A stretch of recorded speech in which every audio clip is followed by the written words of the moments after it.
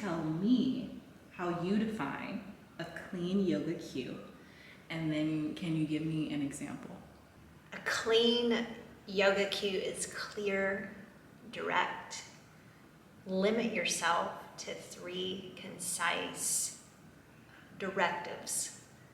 So if we're in downward facing dog and we're trying to get to the top of the mat for forward fold, step your right foot forward, inhale your heart and eyes forward, exhale, step forward and fold. So what is happening there is clear, is direct. It's getting the action that you're seeking by giving that directive. But it also, if you heard that, I said to lead with your heart. So that's tapping into another space that's beyond just the action. Is it possible to teach more complex sequences with simple cues?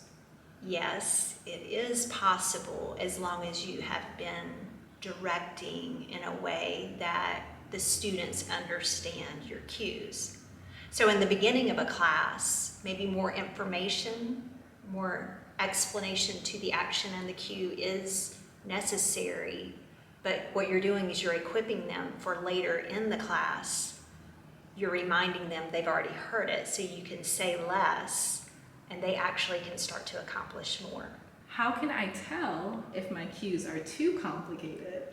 You can definitely tell, because what you'll see when you look out into the room, you will not see what you are hoping or inviting. You will not see the action taking place. So another key element when you think about cueing is not only what you think you need to say, but how might the students be actually hearing what you're saying. So if it's clunky or it takes a lot of words for you to express, it's probably too much for them to really hear what you're asking them to do. If it's complicated for you to say, it'll be complicated for them to hear and to actually take action. It's happened to me in class of not seeing what I thought I was saying, just with the reversing of 2 words of directional type cues of above and over. So for a long time I cued a low lunge with your knee over your ankle. And what I kept seeing when I looked out in the room was literally their knee was jutting past their ankle and more forward. And that's not the alignment that I was seeking. I meant the knee stacked over the ankle. And so when I changed that one word, it changed the whole landscape, and it allowed me to say less because they were accomplishing exactly what I was asking. You know, a big thing for cueing for me is that it's not on the student for them to figure out what you're saying.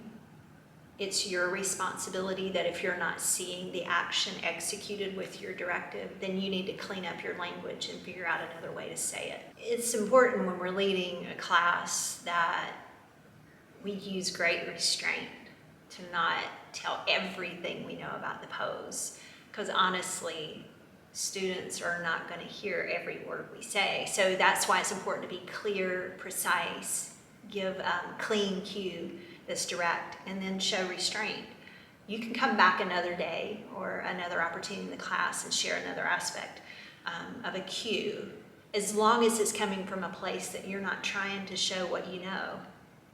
Rather, you're trying to equip and really educate and give value in the words. So be very mindful to clean up your language, mindful of what your language, your cues invite. What is the action? And then what is beyond or behind the action? The evoking of the way of being that you're hopefully leading students through with your cues in your language.